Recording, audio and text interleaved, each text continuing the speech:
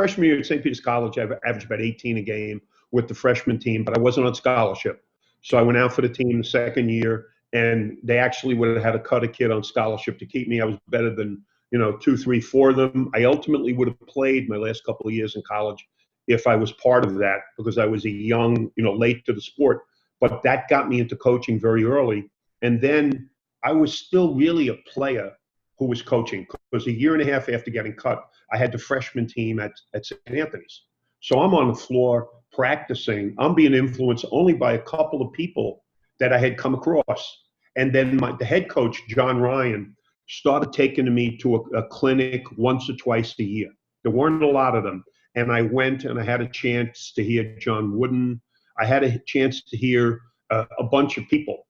But what really changed for me was the summer of 1974. I had coached the varsity level for 2 years. We won 2 state championships. I was on top of things. I really thought I was pretty good. And then Howard Garfinkel, who ran the 5-star camp, he invited me to go work up in Pennsylvania and work the June week.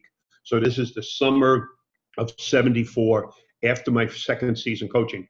And I went up there, and I found out almost halfway through the first day, I found out how little I knew.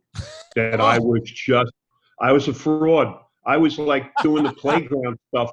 When an older guy in the playground would tell the younger guys, you got to do this. That's all I was really doing for my first years in high school.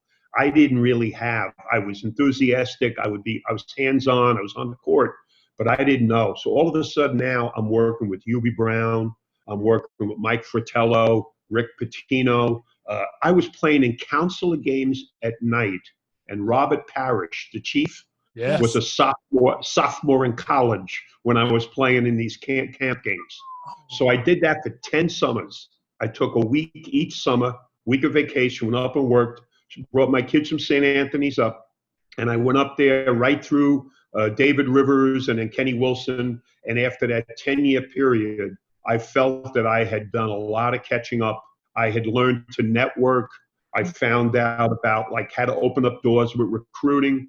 And the kids from St. Anthony's from the early 70s, and then the kids by the mid 80s, I was I wasn't the player I was, but I was way better coach. I had way better contacts for the kids, and I had really worked at the craft. So then I think you're talking to somebody who's in the 80s, who's a little bit ambitious, but I know that, in Jersey City, I totally love what I'm doing.